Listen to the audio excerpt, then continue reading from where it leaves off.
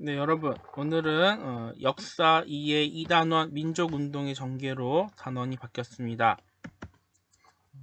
먼저 무단통치에 대해서 학습하도록 하겠습니다. 무단통치는 무력에 의한 통치를 말해요.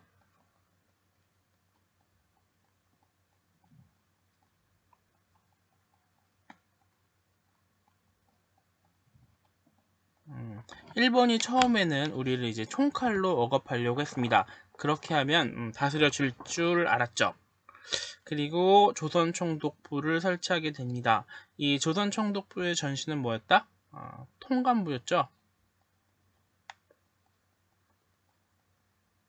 통감부가 있을 때는 통감이 제일 높았는데 이제 명칭이 조선총독부가 되고 이 의미는 이제 조선이 나라가 아니라 일본의 한 지방으로 떨어진 걸 의미합니다.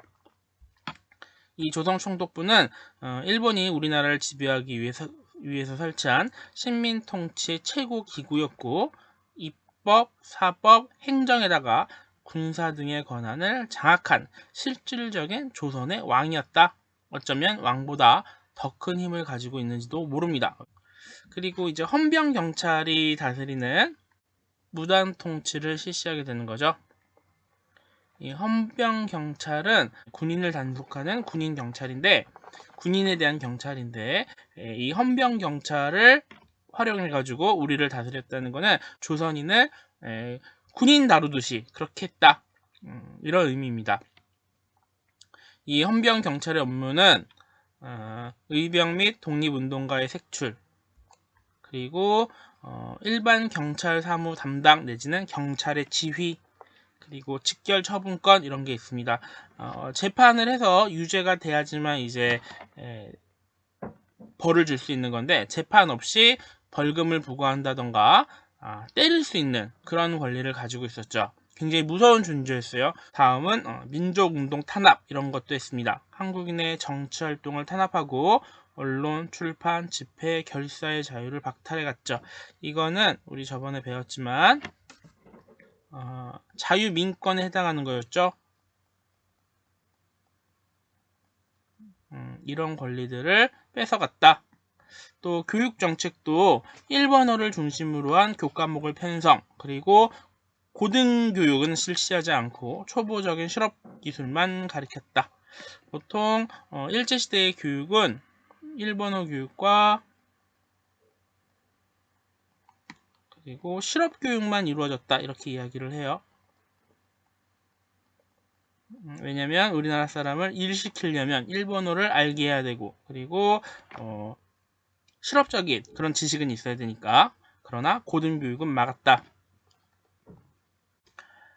그리고 두 번째 단락은 토지조사 사업인데 토지조사 사업은 1910년부터 18년까지 약 9년간에 걸쳐서 장기적으로 이루어졌습니다.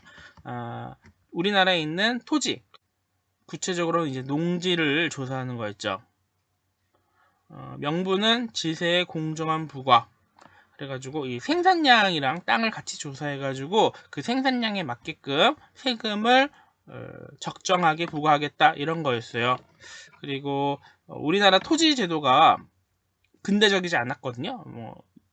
심지어 땅의 주인이 2명인 경우도 있었고 개인이 소유한 게 아니라 문중이 소유한다던가 마을이 소유한다던가 해가지고 매매 같은 게 되게 불편해가지고 우리나라 땅을 사는 것이 좀 어려웠어요. 그래서 이런 것들을 해결해가지고 일본인들이 우리나라에서 땅을 차지하게 하는, 그래가지고 우리나라의 지배계층이 되도록 만들 그런 목적이었죠.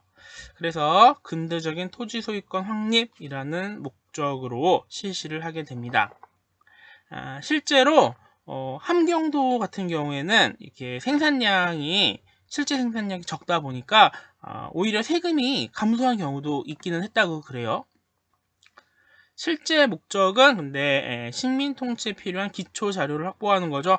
우리나라에서 농지가 얼마나 있고 거기서 생산되는 그 생산량은 얼마나 되는지 이런 거 파악해가지고 결국에는 세금을 많이 걷어서 재정을 확보하려고 한 것. 원칙이 있는데 이 토지조사 사업의 원칙은 신고주의였습니다. 여러분 가지고 있는 프린트에다가 적어 놓도록 하세요. 신고하지 않은 토지, 그리고 황실 관청의 토지, 마을의 공유지, 분중의 토지는 모두 조선총독부의 소유로 넘어갔다. 그 결과 조선총독부는 다시 이 토지를 동양척식 주식회사라고 하는 데다가 넘겼어요. 헐값에 넘겼죠. 이 척식은 개척한다 이런 의미예요. 땅을 개척하는 회사 이런 의미인데 조선총독부가 동양척식 주식회사에다가 조선의 땅을 넘기면 이 회사가 다시 일본에다가 일본인들에게 값싸게 토지를 넘겨서 우리나라의 지주로 만들었죠. 그리고 또 그 토지에는 소유권이랑 이제 경작권이라고 하는 게 있어요. 그 땅에다가 농사를 지을 수 있는 권리거든요. 소유하지는 않았지만 이게 농사를 짓다 보면은 그 사람들이 하게 되는 시설 아니면은 거름 주는 거 뭐 이렇게 해가지고 그 농사 짓는 사람의 노력이 거기에 투입이 됩니다. 그걸 인정을 해가지고 우리나라는 전통적으로 농사 짓는 사람에게 경작권이라고 하는 것을 인정을 했어요.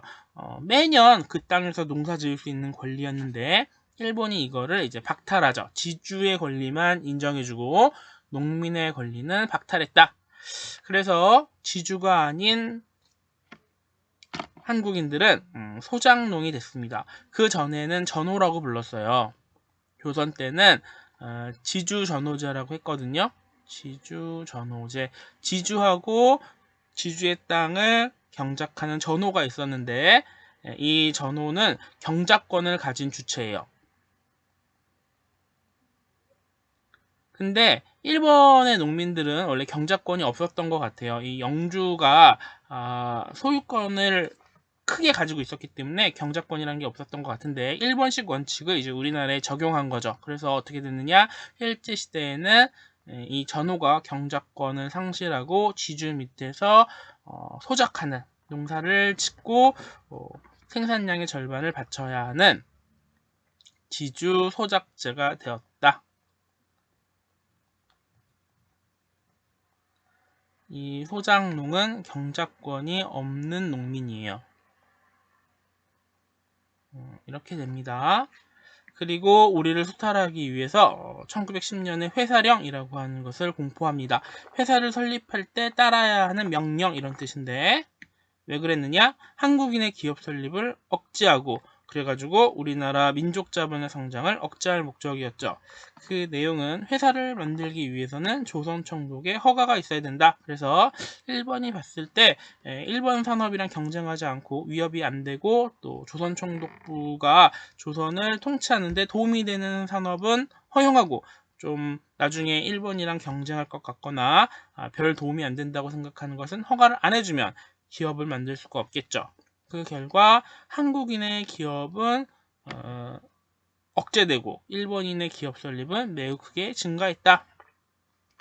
또 기관시설이라고 하는 게 있는데 도로, 철도, 항만, 통신 이것처럼 국가의 기본시설 같은 거예요. 이 기본시설인데 이런 것들을 많이 건설했죠. 그 이유는 우리나라 사람들의 편리를 위해서일까요? 아니었겠죠. 자원을 수탈하고 그리고 우리나라 산업을 수탈하기 위한 목적으로 건설했다. 다음은 일제의 통치기구 두 개인데 이게 바로 조선총독부입니다. 앞에 보이는 거는 광화문이고 뒤에 보이는 건 경복궁이에요. 이 광화문이랑 경복궁 사이에 지어진 화강암으로 된 거대한 건물인데 조선의 정계를 끊는다 이런 목적도 있고 그리고 또 조선 왕실을 무시하려는 그런 목적으로 여기 경복궁 앞에다가 지어놓은 겁니다. 엄청 큰 건물인데 위에서 내려다보면은 이렇게 생겼어요. 나래 일자. 일본을 상징한다 라는 뜻이죠. 여기에 일본인 관광객들이 와가지고 사진을 찍었어요. 그 자신들이 과거 우리나라를 지배했던 상징이다 해가지고 사진을 많이 찍고 가가지고 우리의 자존심을 많이 다치게 했죠.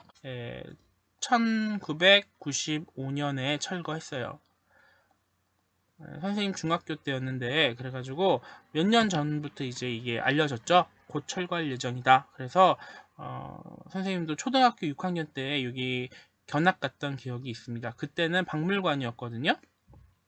그러다가 결국에는 우리나라 민족적 정기를 위해서 그리고 위신을 위해서 해체했습니다. 잘한 것 같아요. 그리고 아래 사진은 동양척식 주식회사 경성지점입니다. 본사는 일본 동경에 있고 우리나라에는 지점이 있었어요. 그래가지고 식민지 지배 그리고 수탈의 상징이었죠.